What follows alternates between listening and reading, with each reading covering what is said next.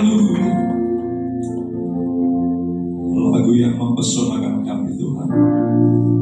Ajar kami menjadi air yang selalu mengalir, yang selalu memberi.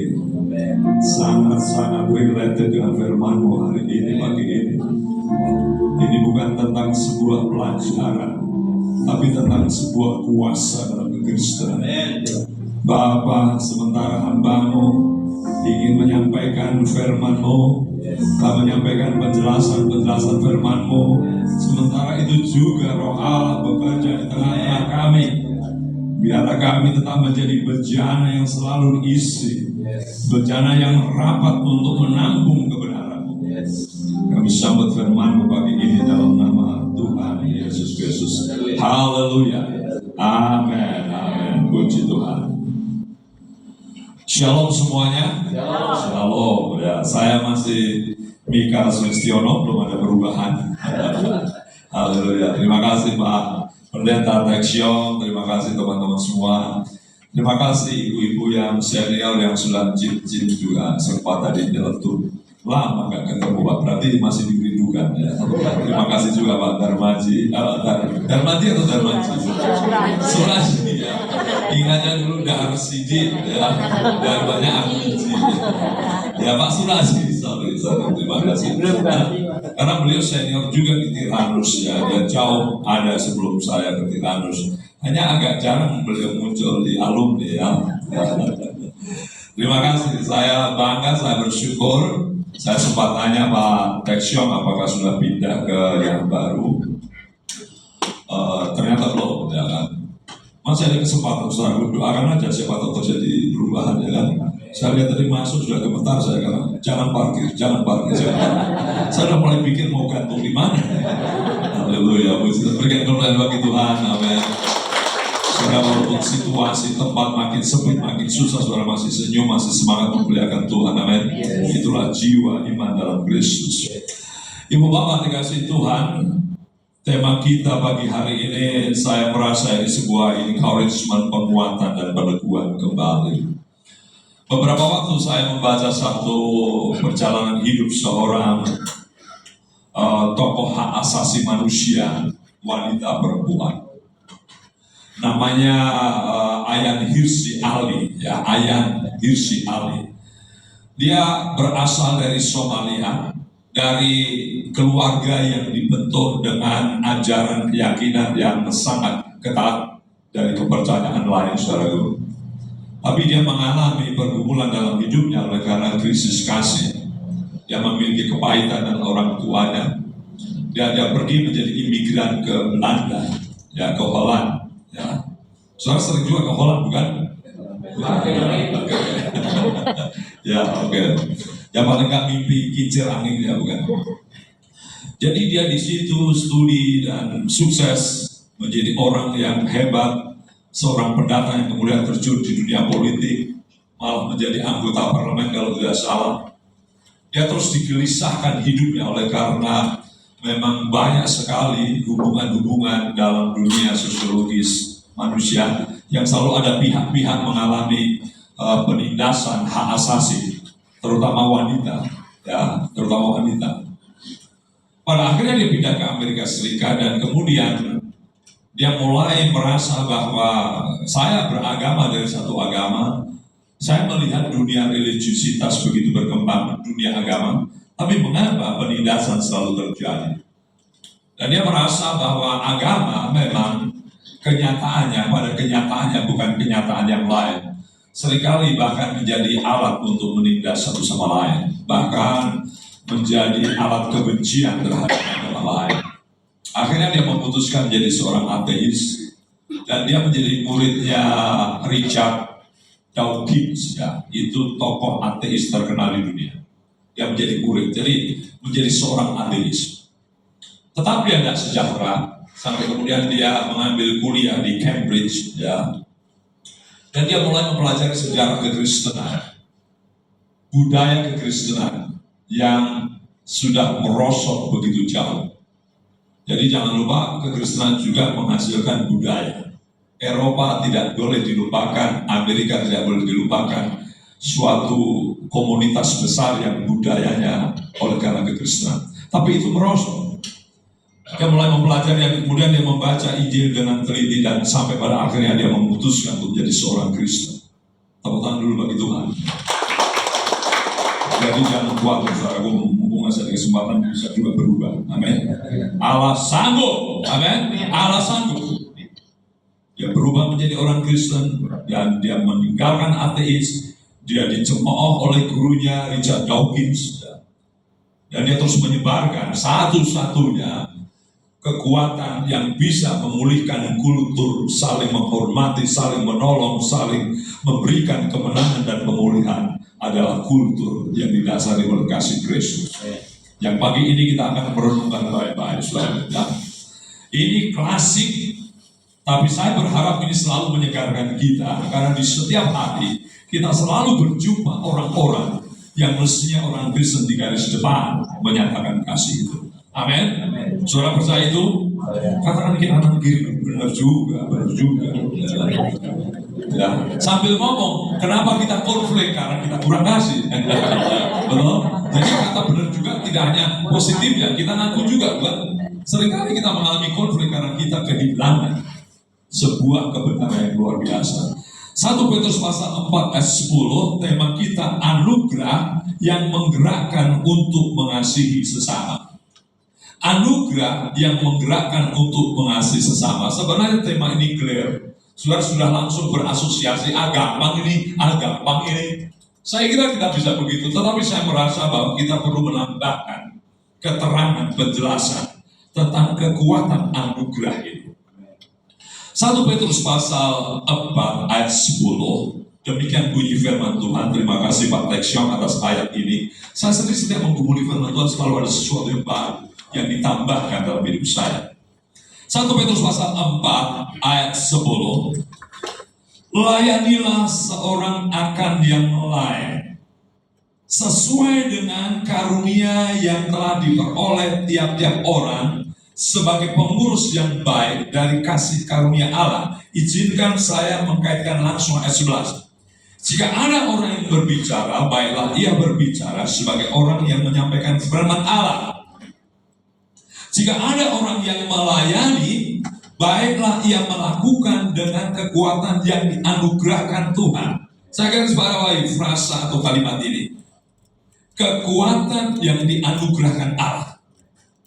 Supaya Allah dimuliakan dalam segala sesuatu karena Yesus Kristus. Ialah yang mempunyai kemuliaan dan kuasa sampai selama-lamanya. Amin. Amin. Haleluya. Surat Petrus, surat yang ditulis untuk orang-orang Kristen di perantauan, diungkap di situ. Ibu Bapak dikasih Tuhan dalam pasal 1. Yang menjadi pendatang di Pontus, Galatia, Kapadokia, Asia Kecil, Bitinia. Kalau dilihat peta itu lebih meluas, tidak mengkhusus yang meluas daerah ini.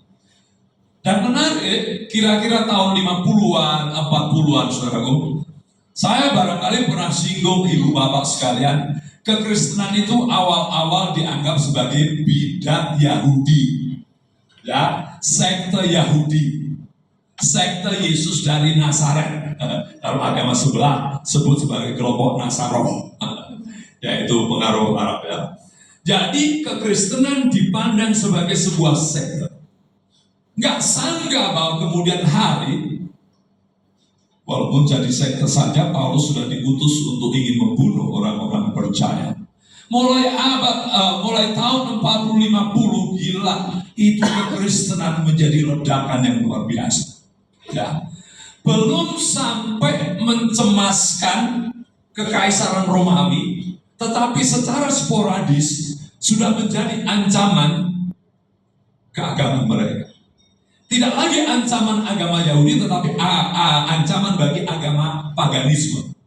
Agama apa itu? Penyembahan berhala, dewa-dewi, dewi-dewa. Ya, kalau laidismus ya dewi-dewa. Ya, jadi mulai secara sporadis menjadi gangguan.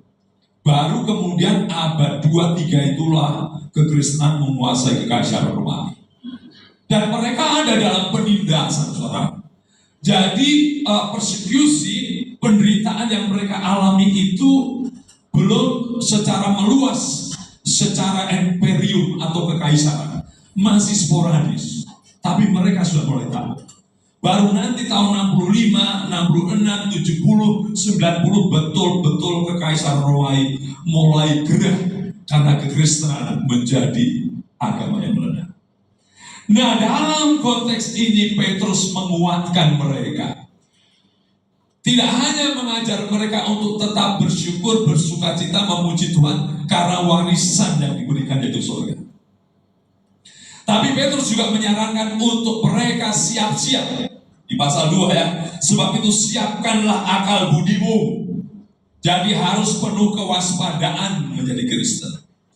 Lalu kemudian kalau kita perhatikan saudaraku pada pasal 2 dan seterusnya, mulai ditantang untuk berani hidup seperti Kristus.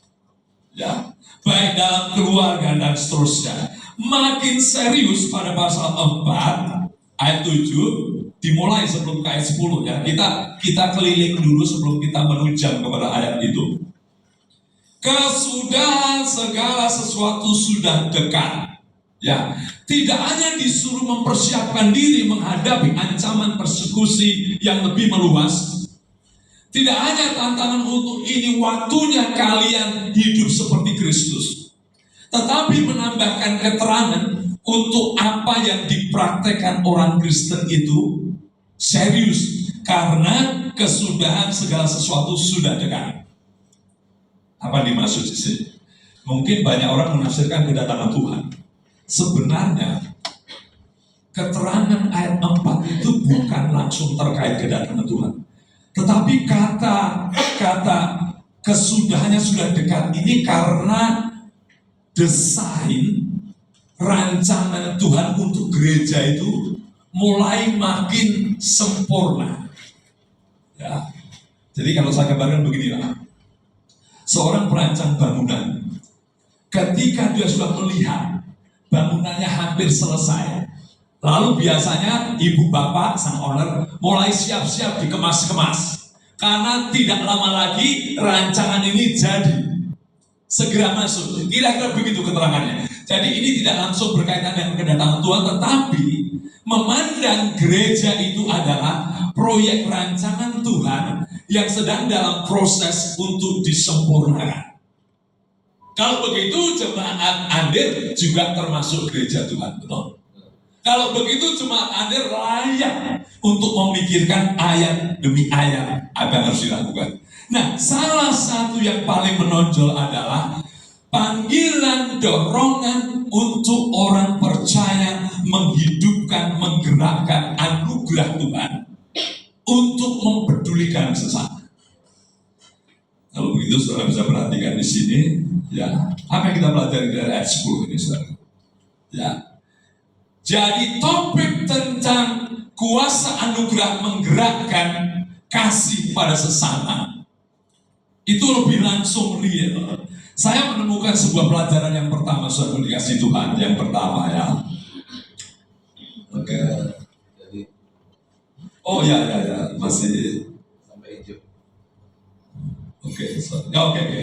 Ya sudah seret, mungkin harus dikasih minyak nanti ya. Ya, ibu bapak dikasih Tuhan. Nah, menarik sekali dalam mengaktualkan kasih. Surat Petrus memberi tuntunan yang real karena kasih itu real. Kasih itu bukan teori, ya. Kasih itu mengalir dari Allah yang mempertontonkan tindakan nyata. Tak ada satupun kasih yang keluar dari Allah yang di dunia ini betul-betul kita melihat buktinya. Saudara bisa percaya, bisa mendengar orang percaya Allah ini, Allah itu, Allah itu, Allah ini, Allah sana, Allah sono. Semua keyakinan punya itu. Tetapi satu-satunya pembelajaran bahwa Allah itu mewujudkan kasihnya hanya Allah dalam Yesus. Tepuk tangan bagi Tuhan. Hanya Allah dalam Yesus Kristus. Sampai kapanpun tidak ada yang disebut apapun bentuknya, entah patung, entah tokoh, entah betul dianggap Allah, yang betul-betul menunjukkan kasihnya kecuali Menarik sekali. Itu sebabnya dalam teks ini kita melihat bagaimana pekerjaan Allah yang menyatakan kasih itu berlanjut dalam hidup orang percaya. Tidak ada. Saya belajar perbandingan agama. Saya belajar agama suku. Ya, Hindu, Buddha paling nggak secara general. Islam ya secara general, gampang lah ya. Banyak agama. Ya. Tetapi saya menemukan iya ya. Hanya satu-satunya konsep Allah yang dikatakan karena begitu besar kasih Allah akan dunia ini. Tapi semua agama percaya Allah Maha Kasih. Semua percaya. Tetapi siapa yang bilang karena begitu besar kasih Allah akan dunia ini, maka aksinya selanjutnya sehingga apa? Mengaruniakan anaknya yang tunggal. Yang minggu lalu kita peringati. Jadi kasih adalah kasih yang real. Dan saya senang perasaan terdalam kita membayangkan Allah juga di Alkitab. Nah sekarang mari kita perhatikan baik-baik. Allah yang mengerjakan kasih itu menggunakan anugerahnya bagi sesama. Pertama saudara, dimulai dengan apa? Anugerahnya menambahkan kapasitas dalam hidup kita. Supaya saudara melayani orang lain, saudara diberi tambahan kapasitas. Saudara perhatikan ayat 10, sesuai dengan karunia yang telah diperoleh tiap-tiap orang. Karismata. Jadi sebelum mengasihi satu sama lain, Allah memberikan kapasitas baru. Saya senang kata ini, each person, tiap orang, masing-masing orang diberi kapasitas baru. Saya senang sekali saudara. Ada 3 terkait dengan kasih karunia yang terjadi di Petrus. Kasih karunia Allah berkaitan dengan keselamatan. Ya, tapi yang menarik, ternyata kasih karunia juga berkaitan dengan siap menderita. Saya terkejut juga saudara ya. Seringkali kalau kita bilang mendengar kasih karunia itu kan yang enak-enak, betul nggak? Betul? Masih hidup saudara? Sering kali kalau kita mendengar aku dapat kasih karunia yang enak-enak, bukan? Justru saya terkejut saudaraku ketika saya membaca pasal 2 ayat 20. Coba perhatikan baik-baik. Saya harap saya tidak keliru. Ya. Saya harap saya tidak keliru saudaraku. Sebab dapatkah disebut pujian jika kamu menderita pukulan karena kamu berbuat dosa? Tentu tidak ya. Jadi menderita pukulan karena nyolong itu tidak usah dipuji, ya daftarkan untuk ditangkap satpam, ya. Tapi kemudian di ayat ini dikatakan, tetapi jika kamu berbuat baik, karena itu kamu harus menderita, maka itu adalah kasih karunia. Keren ya? Jadi ada kasih karunia berbicara tentang keselamatan, warisan, hidup kekal yang sudah paten di asuransi Tuhan pada pasal 1 ayat 3 dan seterusnya. Tetapi ada kasih karunia berkaitan dengan berbuat baik, memuliakan Tuhan dan harus menderita. Itu kasih karunia. Ini di jemaat Anda sudah ada yang begitu. Berbuat baik dijotos, boleh enggak? Kalau tidak ada saya tidak usah cari saudara ya, tidak usah Pak, kami nanti akan jadi contohnya. Amit-amit saudara saya kayak gitu. Tetapi firman Tuhan berkata kasih karunia-Nya salah satu buktinya dalam perbuatan baik, menderita, dia tidak menyangkal, ya, dia tetap tabah, dan ini mempersiapkan jemaat-jemaat di perantauan tadi. Yang ketiga, kasih karunia yang ketiga itu ya ini tadi, kasih karunia yang dalam wujud memberikan kapasitas. Allah sumber karunia, Allah sumber anugerah, Allah sumber kasih karunia, mercy, grace. Asal tidak temukan itu dalam keyakinan apapun Allah beranugerah. Ya, hampir kebanyakan keyakinan agama apapun tidak ada anugerah, kecuali tekanan, capek dan bergumul. hanya dalam Yesus Kristus Allah beranugerah. Yang tadi saya katakan, diberi kapasitas. Nah ini dia ya, sebenarnya kan berita lama bukan? Sampai ada 3 konteks Alkitab. Kita tidak hanya diselamatkan, tapi kita diberi anugerah yang namanya karisma.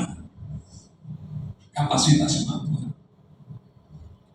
Jadi saya seyakin-yakinnya, dan mungkin ini akan berulang-ulang ya, gereja itu tempat kumpulnya orang punya tambahan-tambahan kapasitas. Ya. Tidak boleh orang murni objek penderita atau objek pelayanan. Mak-mak, cim-cim, opa-opa, ya, selanjut usia apapun, cim-cim, oma-oma di sini. Wah, aku mah sudah tidak punya kapasitas, no. Ya, sesepuh apapun, 70, 80.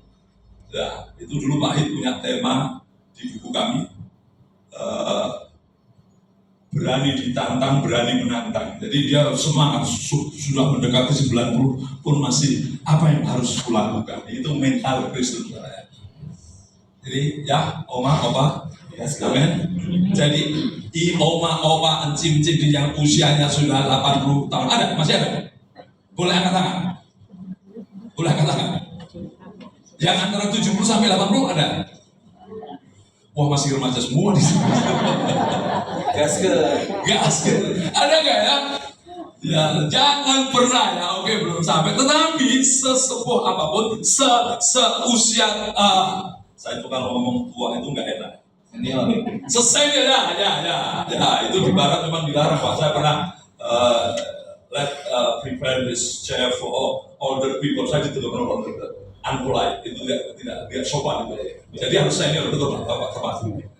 Ya, jadi sesenior apapun saudaraku, kita masih punya kesempatan diberi kapasitas Tuhan. Amin. Tepuk tangan bagi Tuhan. Jadi jangan sampai cim-cim, oma-oma, opa-opa yang sangat senior. Ya, gua tinggal nunggu panggilan Tuhan. Tolong aku masukkan panti jompo, nanti aja didoakan. Ya sudahlah, sudah terlanjur dibawa ke sana, tapi yakinkan kau masih berguna. Yes. Ya.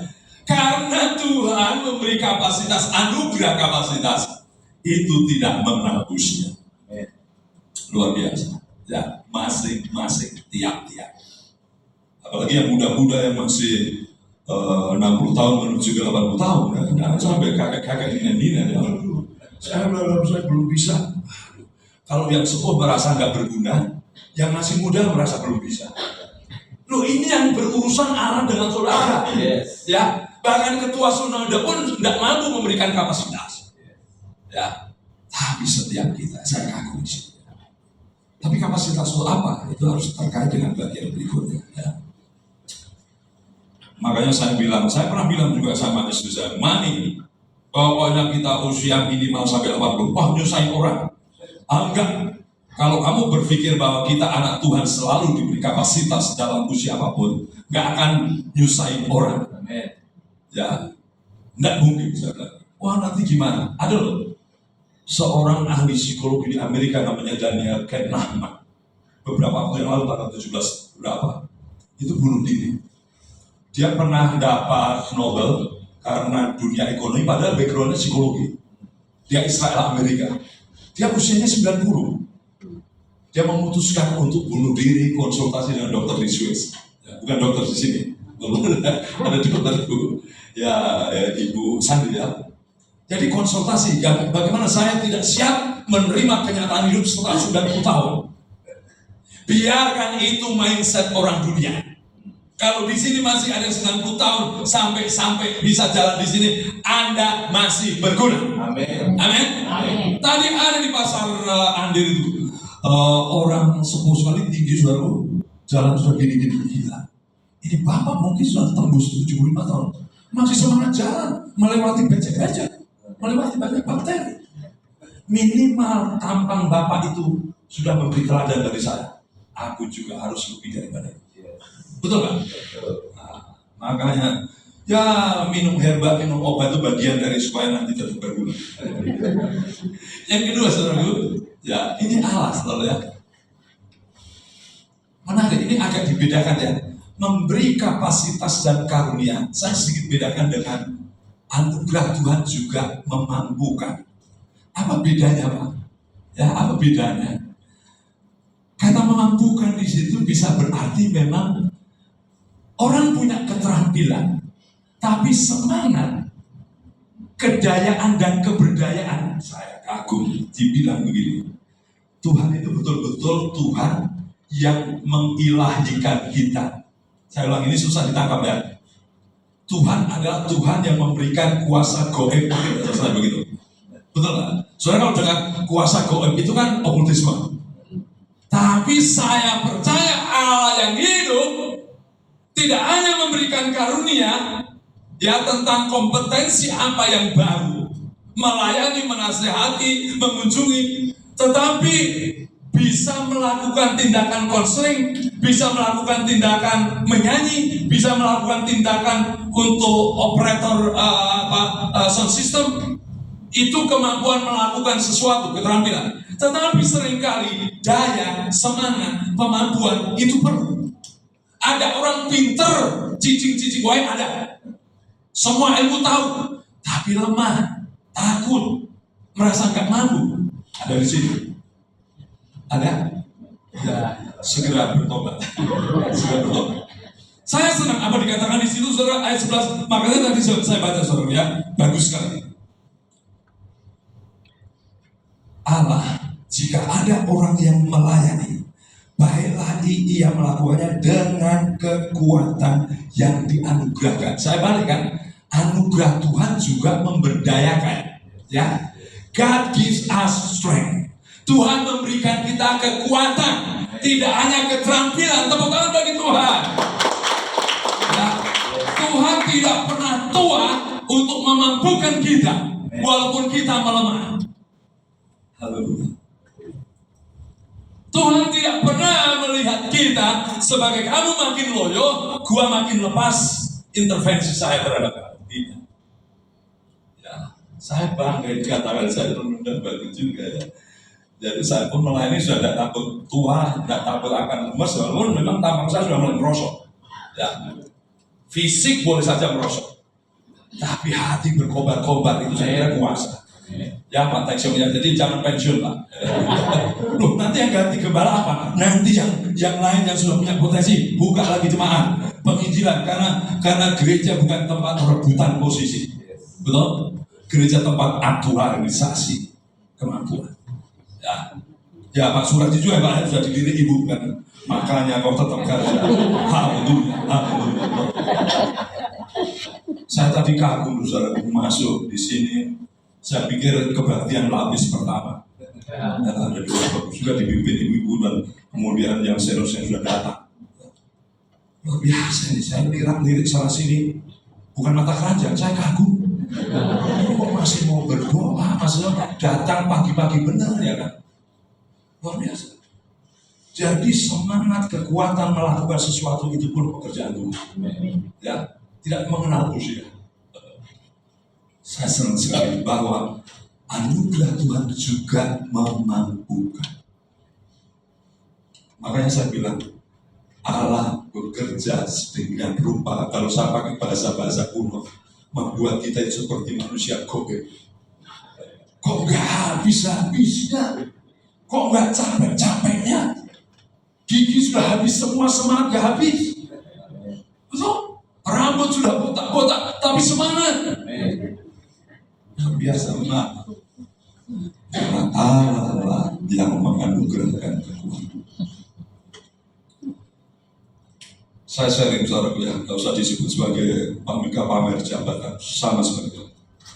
2 tahun saya melayani Tuhan, diberi estafet kepemimpinan di Tiranus. Waduh, saya rasa itu berat sekali. Mengapa? Generasi yang saya pimpin, generasi yang seusia. Beda kalau senior dengan junior ya, memerintah enak.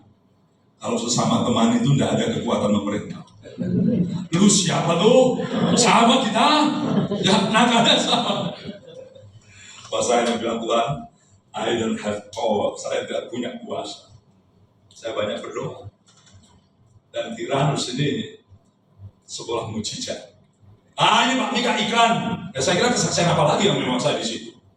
Kalau saya berdagang, kesaksian saya dagangan saya betul. Saya saksikan satu, regenerasi sedikit agak terlambat sehingga harus beberapa rekrut yang muda segera didoktorkan.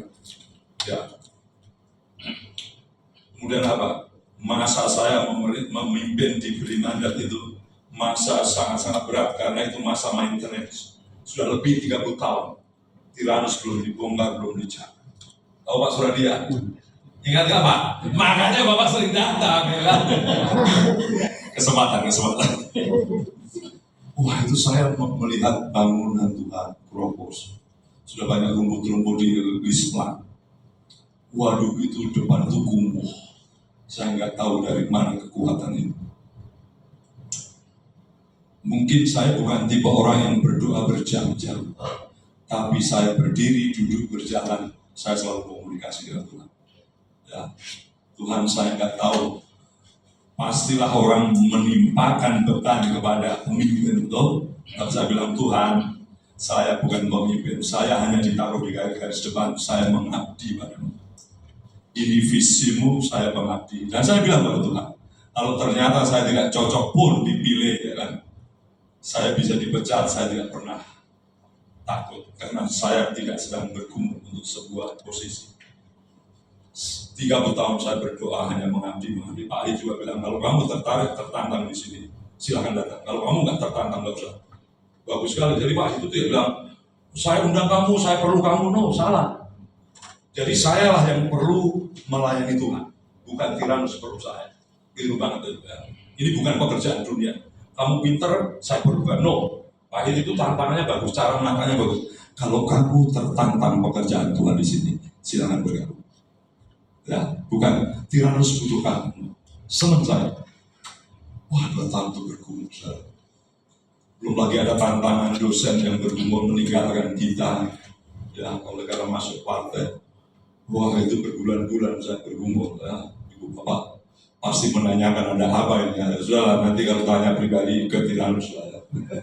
Saya bergumul, tapi hebat. Dalam 1 tahun kemarin itu, entah dari mana 400 juta dana muncul. Dari alumni, tepuk tangan dulu bagi Tuhan. Alumni ngobrol-ngobrol, ini belum pernah terjadi ngobrol-ngobrol juga. Pak, yuk kita bongkar bandera, ayo. Ada jangan dong, ya, jangan dong hebat. Ya. Tidak ada cuan sama sekali. Kalau namanya melayani Tuhan itu tidak ada cuan. Dari mana itu? Simpel singkat ceritanya. Taman diperbaiki, terus sekarang lebih manis, siap disewakan untuk gereja-gereja setempat. Itu bagus sekali. Kemudian state di gedung utama, kemudian dicat, dan diduga 400 juta lebih. Saya juga kok bisa? Saya nggak tahu, saya tidak kenal tokoh-tokoh, pengusaha besar, saya kenal. Tapi saya ini orang Jawa. Ya, rasa malu, takut sharing itu juga kuat sekali. Saya hanya berdoa saja, nggak tahu gimana caranya Tuhan menjamah orang. Sampai habis 400 juta dan sekarang. Tahap kedua, asrama, gedung paling timur, gedung dosen masih ada juga asrama mahasiswa yang gede.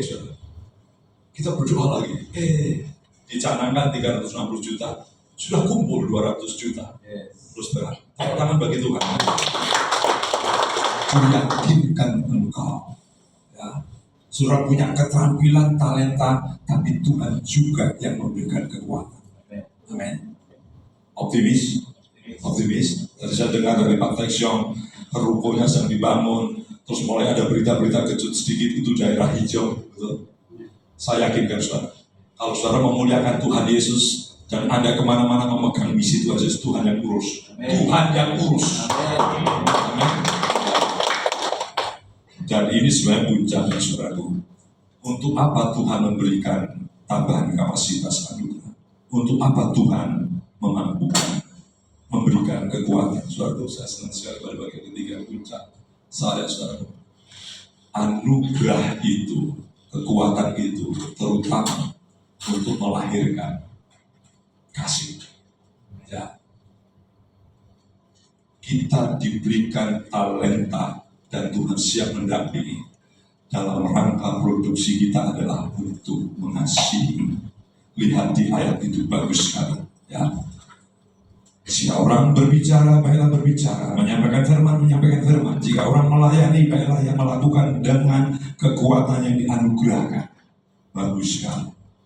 Intinya, semua kapasitas yang ditambahkan. Intinya, kekuatan yang Tuhan kerjakan supaya kita mewujud nyatakan hidup dalam kasih. Hidup dalam kasih itu wujud nyatanya apa? Melayani.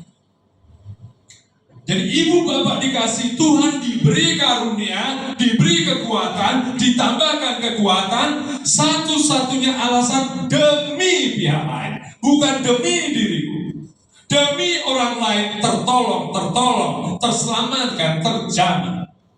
Jadi gereja adalah menjadi arena lingkaran ring satu untuk mengalami setiap orang itu ekspresi perwujudan kasih satu sama lain. Ya. Jadi ini yang Tuhan maksudkan, saudara. Jadi tema ini penting. Gereja adalah desain Tuhan di mana di dalamnya terjadi sebelum sesama lebih luas tetangga kita.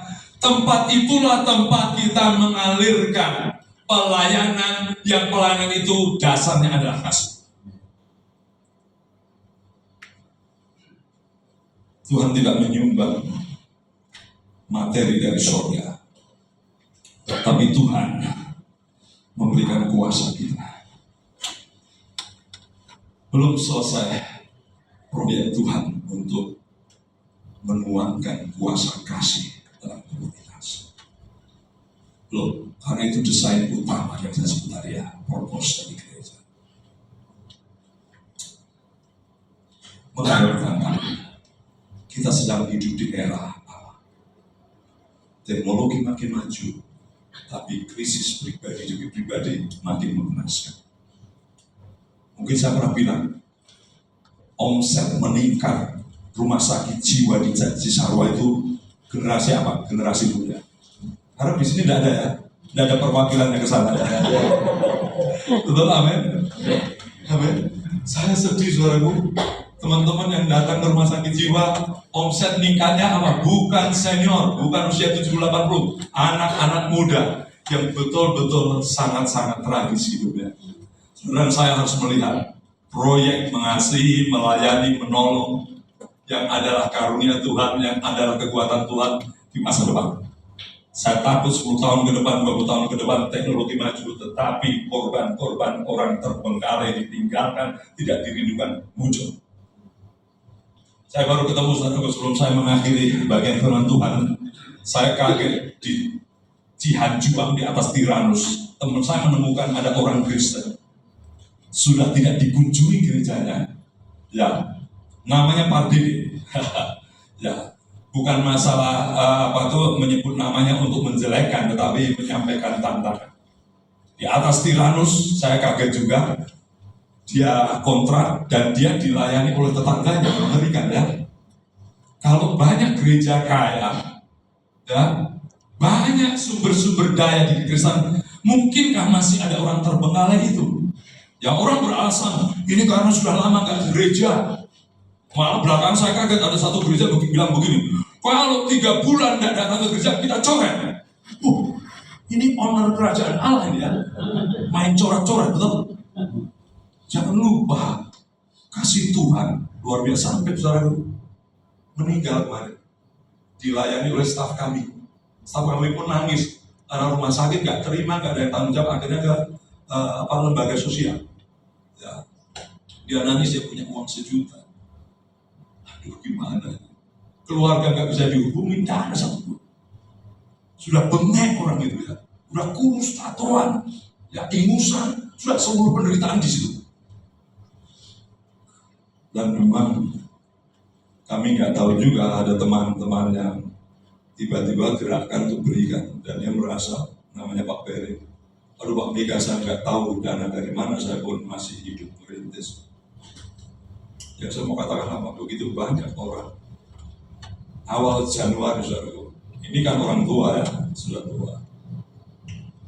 Ada satu keluarga kami yang ketemu saya dan dia bilang begini, Om, tolong doakan saya. Agaknya ini korban era digital.